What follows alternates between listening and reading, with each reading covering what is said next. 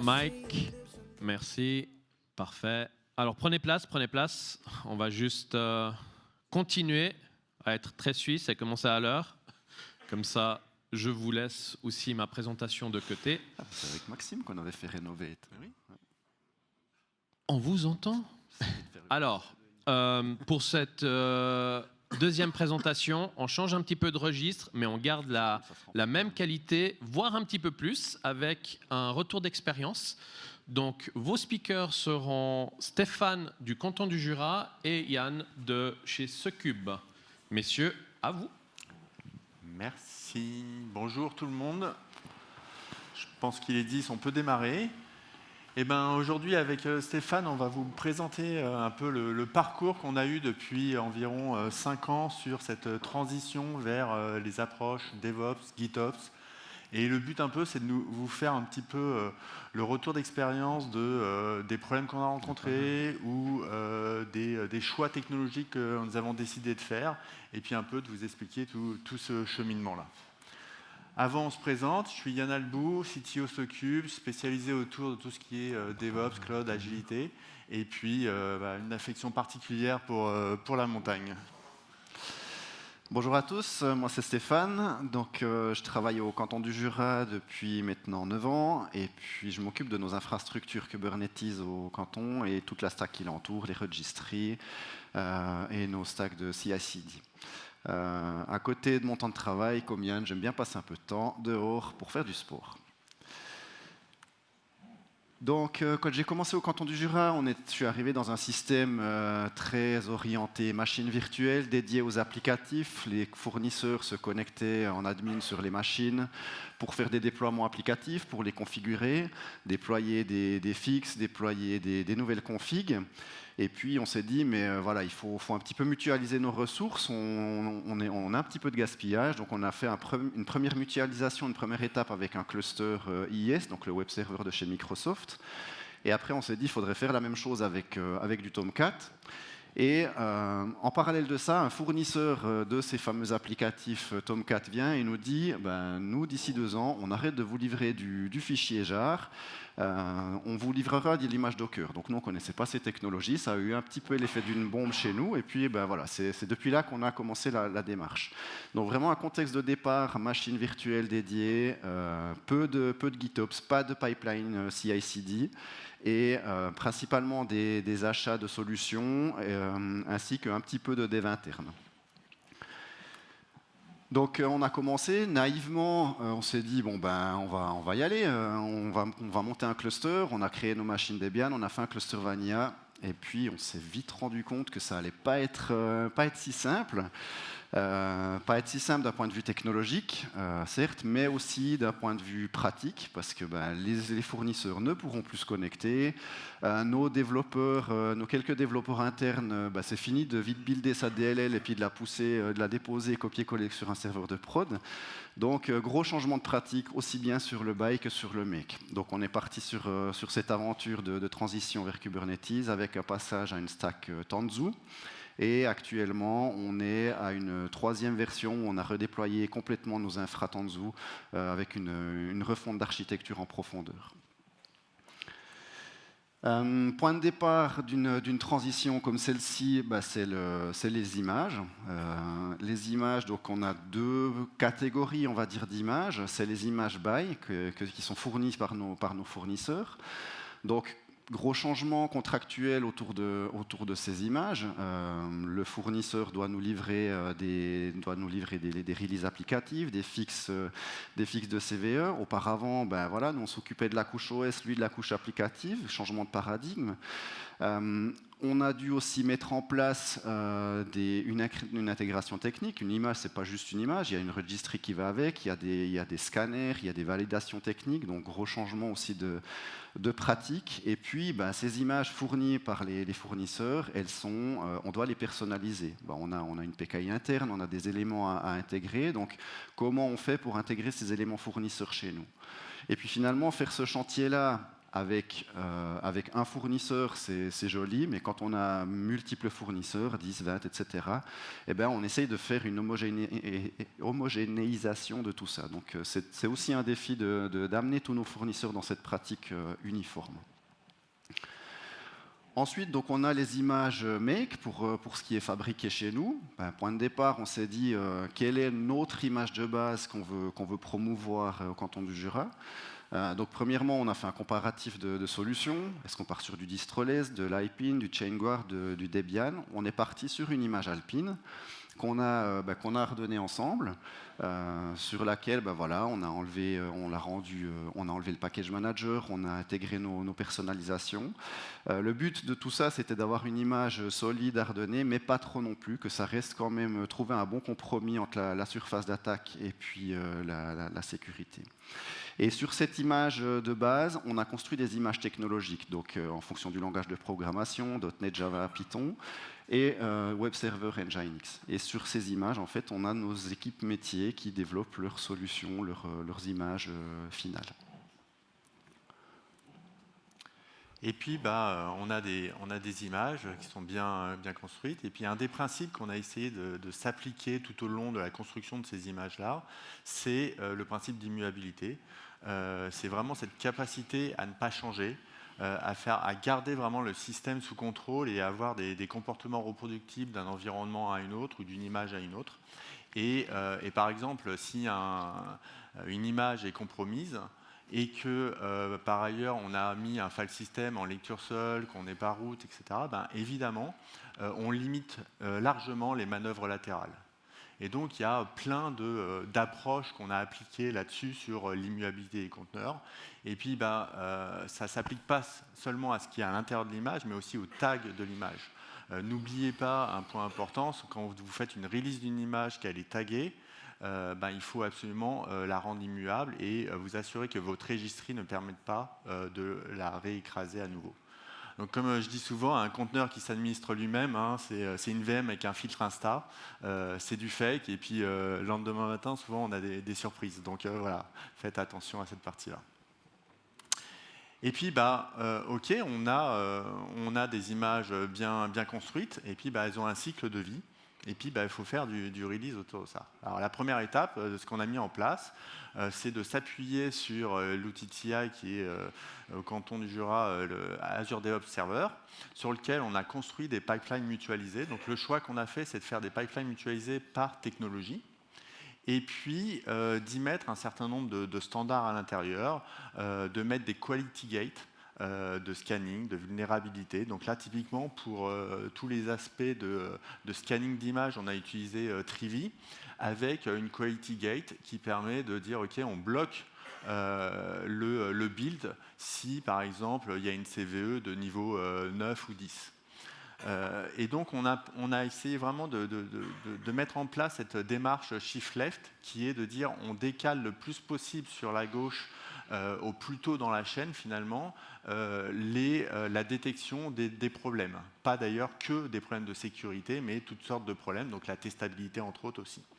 Donc, on est vraiment dans cette démarche d'industrialiser, de fournir à tout le monde et de factoriser les pipelines en fonction de leurs besoins et de ne pas y mettre une magie, quelque chose qui soit simple à comprendre sur le fonctionnement, reproductible, avec beaucoup plus d'aspects de sécurité.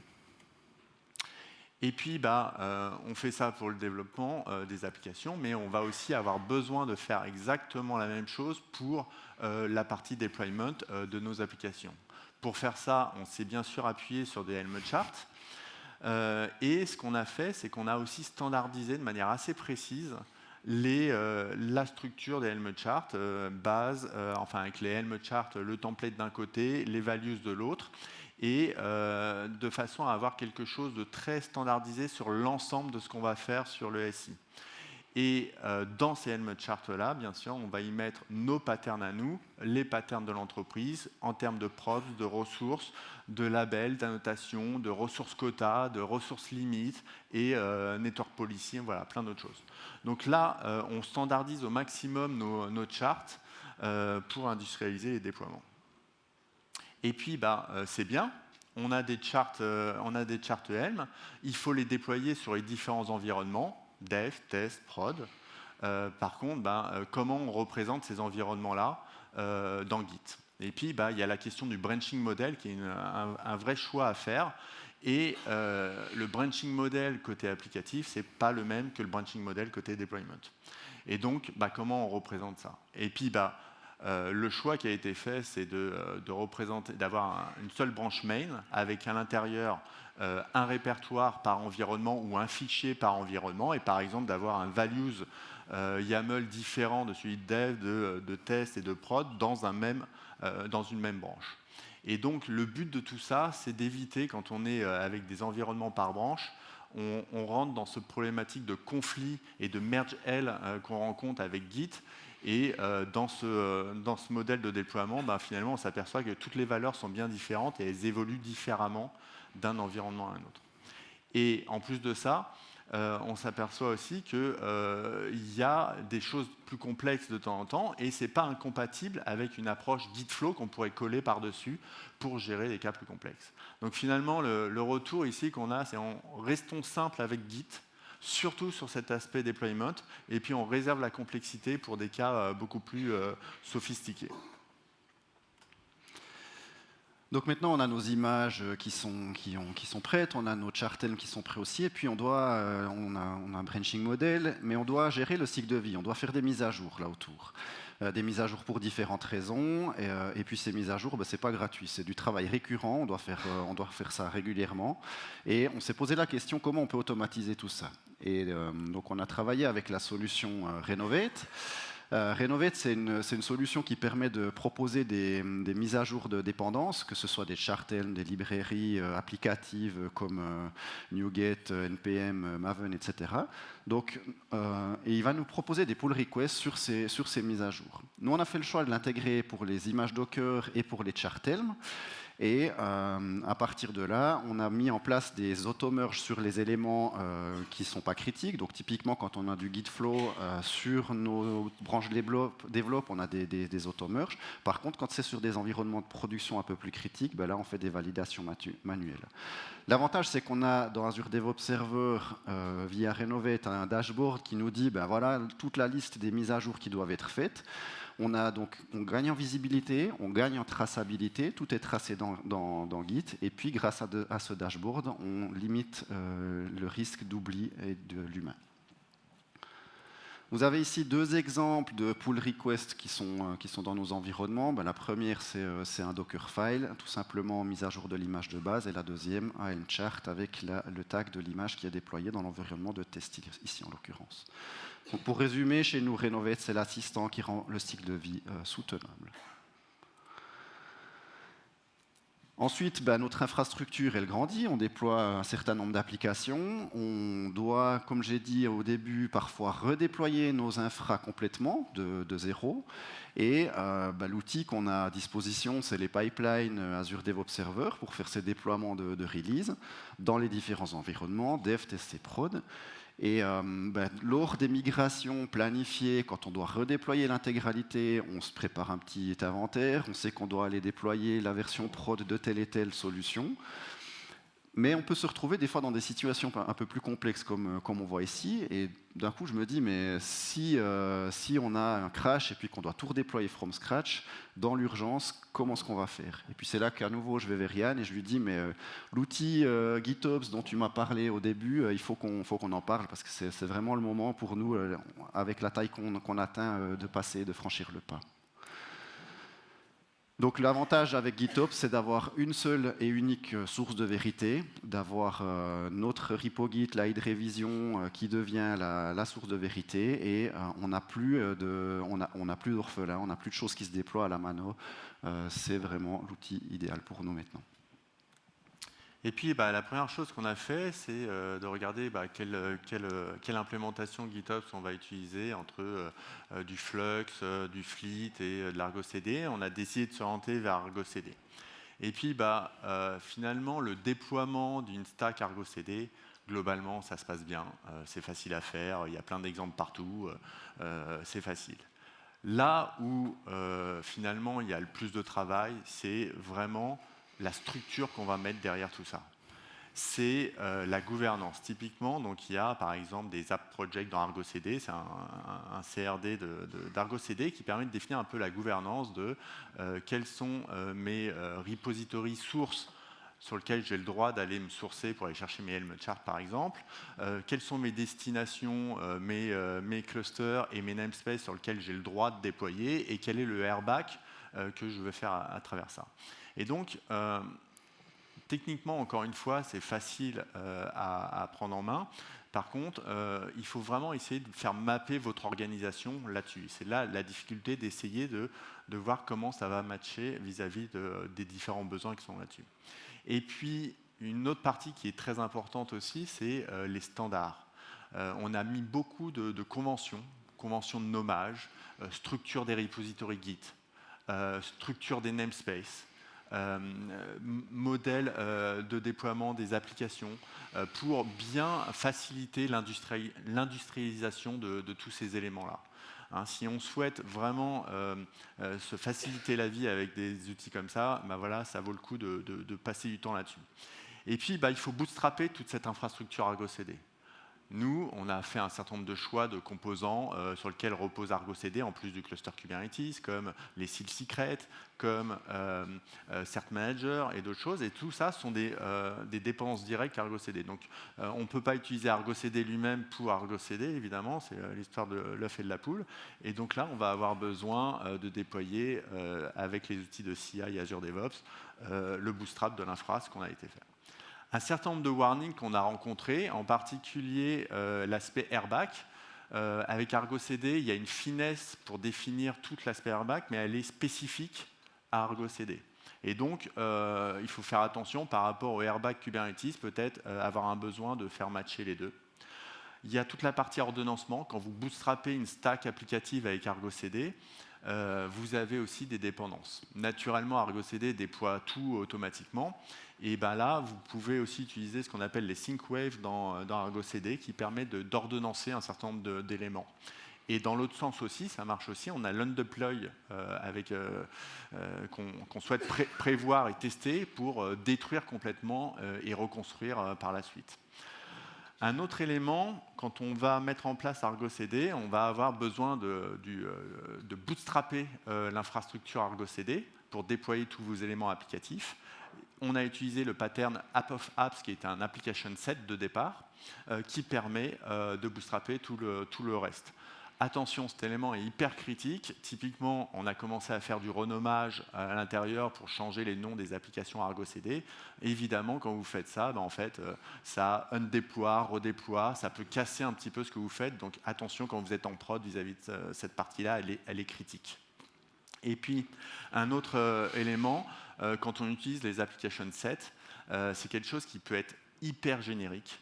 Vous pouvez vraiment avoir quelque chose de très sophistiqué en termes de généricité. Par contre, le warning qu'on met là-dessus, c'est ça ajoute de la complexité. C'est pas facile à débugger et ça amène beaucoup de magie. Donc, on a décidé plutôt des fois de dupliquer les choses plutôt que de mettre quelque chose de trop sophistiqué pour que ça soit plus simple à maintenir dans le temps. Et voilà, on a notre Argo CD aujourd'hui qui nous permet, depuis un cluster vierge, on est capable de bootstrapper toute l'infrastructure et les applications en 5 minutes. On est capable de tout reprovisionner et de tout redéconstruire si on le souhaite. Donc avec Argo CD, voilà, on veut vraiment aller plus vite, amener aussi plus de sécurité et un cadre GitOps qui est aligné sur l'organisation. Je parlais de sécurité à différents moments. Quand on parle de sécurité, en fait, on a cette approche DevOps où la sécurité est partout et puis on va essayer d'y amener cette approche Zero Trust. Il y a cette partie sur la chaîne de confiance, la CI/CD sur laquelle on a déjà évoqué un certain nombre de sécurités. Il y a au niveau réseau et identité tout l'aspect airbag, network policy. Je n'ai pas trop parlé des secrets. Nous, on a décidé d'aller avec du seal secret pour encrypter nos secrets et pouvoir les stocker dans Git. Bien sûr, plus tard, on pourra aller vers du vol d'entreprise. Et puis, tout l'aspect gouvernance.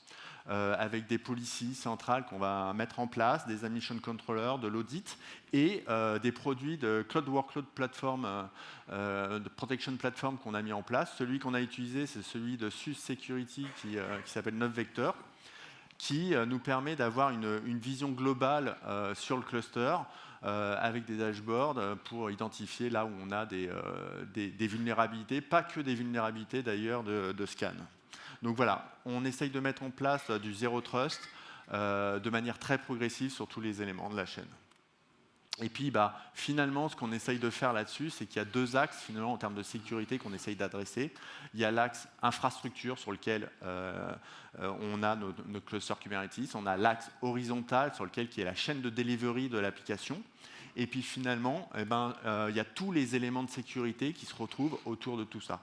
Il y a énormément de choses. Voilà, dès qu'on parle de sécurité, ça fait partie des éléments qui amènent beaucoup de travail. Et il faut avoir cette vision globale de tous les éléments et d'y aller de manière très progressive et d'amener de la maturité en termes de sécurité sur chacun de ces éléments-là. Qu'est-ce qui nous attend pour les années à venir en termes de chantier? Donc, les prochains chantiers qui sont déjà en route chez nous, c'est premièrement de mettre en place de l'observabilité. C'est bien beau d'avoir du GitOps, mais il faut monitorer l'état de santé de nos applications Argo CD, l'état de synchronisation. Donc ça, c'est un chantier qui nous attend à très très court terme. Un autre chantier, c'est la mise en place d'admission controller. Donc en cours du Zero Trust, on a du GitOps, mais rien ne nous empêche que un développeur déploie des applications qui tournent en route, déploie des éléments qui ne sont pas souhaités, donc mise en place d'un admission controller. Avec la mise en place du GitOps, Azure DevOps Server chez nous est devenu très central. Sans Azure DevOps Server, on n'a pas de Git. Si on n'a pas de Git, on n'a pas de GitOps. Donc, on a un problème à ce niveau-là. Donc, on va travailler sur ces éléments centraux en termes de disponibilité et de sécurité. Et finalement, mise en place aussi des outils de 9 Vector, toujours du Zero Trust, toujours de la sécu, pour donner encore plus de visibilité aux équipes sur ces éléments de sécurité. Ça, c'est les chantiers qui sont prévus, mais qu'est-ce qui nous attend en termes de défis? Les équipes métiers, c'est des grands changements de pratique pour eux. Avant, ils avaient les pipelines graphiques, très visuels de Azure DevOps Server. Maintenant, c'est différent avec le GitOps. Donc, comment on donne accès aux équipes à ces outils? On est en train de peut-être évaluer la solution Cargo qui pourrait donner un aspect visuel à tout ce suivi du cycle de vie. On a aussi des changements structurants qui potentiellement vont nous occuper les prochaines années. Aujourd'hui, on est chez Tanzu, demain, peut-être qu'on sera sur d'autres distributions. On va peut-être creuser aussi les thématiques cluster as code avec du CAPI. On a parlé de Seal Secret, mais l'idéal, ce serait d'avoir du vol d'entreprise, mais c'est un chantier à grande échelle au sein de l'entreprise, donc peut-être que ça, c'est un élément qui nous attendra aussi. Et finalement, la registry aujourd'hui qu'on utilise Arbor a ses limitations. Typiquement, on peut stocker uniquement des artefacts OCI. On aimerait bien pouvoir proxifier d'autres types de packages. Donc ça, c'est des chantiers sur lesquels on devra s'attarder. Petit coup d'œil dans le rétroviseur en termes de chronologie. Donc 2019, l'annonce, le début du chantier. Début 2020, première tentative. Donc vous voyez en vert, c'est les créations de clusters ou les redéploiements de clusters où on a dû redéployer from scratch toutes nos apps. Donc 2020, premier début. 2021, on a vraiment les premiers déploiements en prod avec une première infra TKG, la mise en place de driver CSI, la mise en place de registry, donc vraiment la stack de base qui se met en place. 2022, on a eu en 2022 et début 2023, on a eu 3 redéploiements complets de clusters où on a dû redéployer via les pipelines toute notre stack. Ensuite, on commence un petit peu à industrialiser, à factoriser, mise en place fin 2023 d'images maison, factorisation de pipeline, scan build, mise en place de 9 Vector sur 2024. Ensuite, on a travaillé sur Renovate, sur la partie automation fin 2024. Et à partir de 2025, c'est chez nous l'année du GitOps, où on a commencé en mars les premiers comparatifs pour arriver sur décembre avec une full pro de GitOps.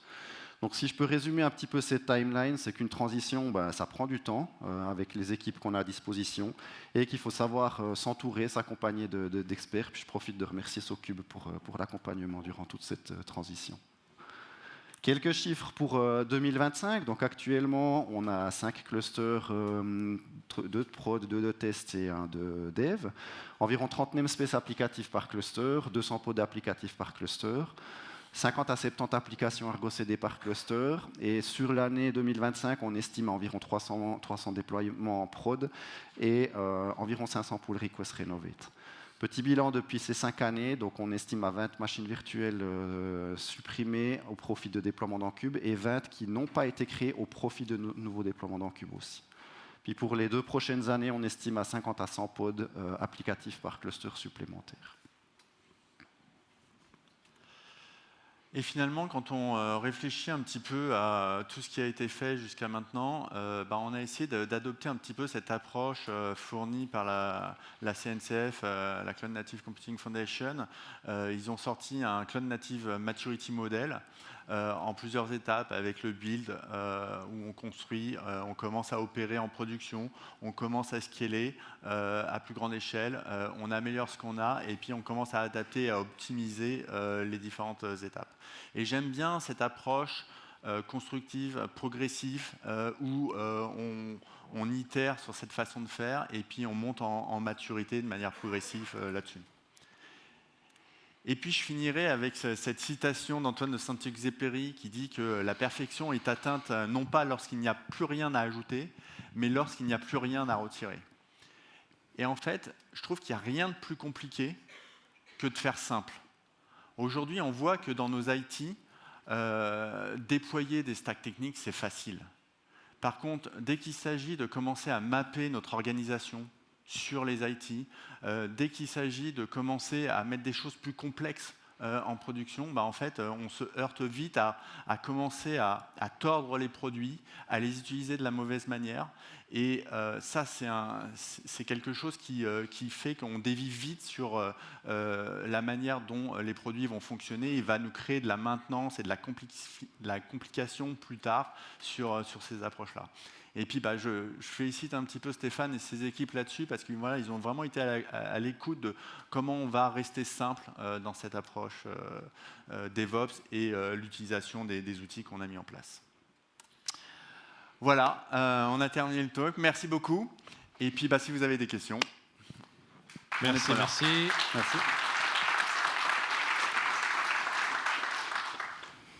On est pas mal au niveau timing. Trop bien là, on a plein de temps pour les questions. Alors, n'hésitez pas. Voilà.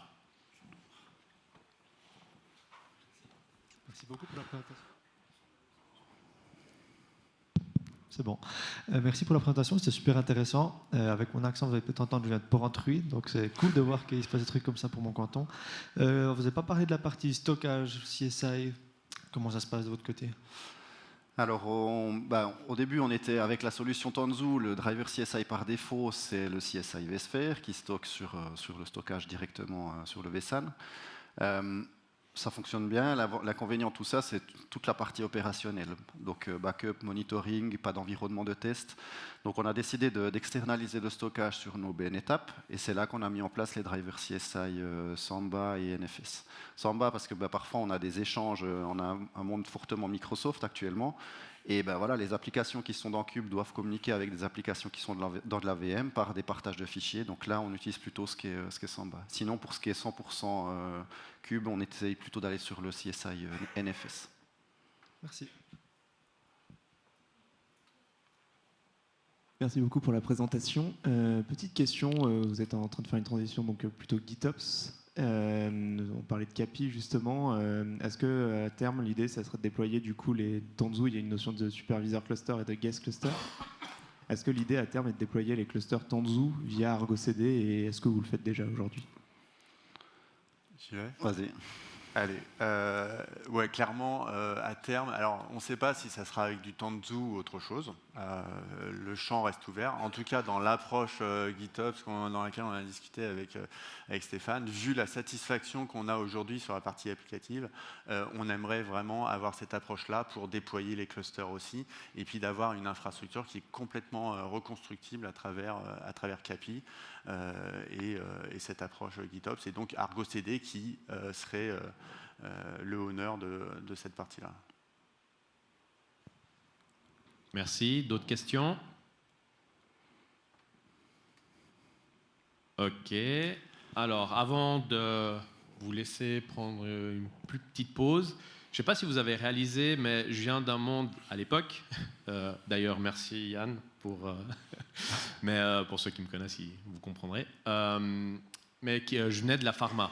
Donc, je ne sais pas si vous avez réalisé, mais ils font 300 déploiements sur l'année.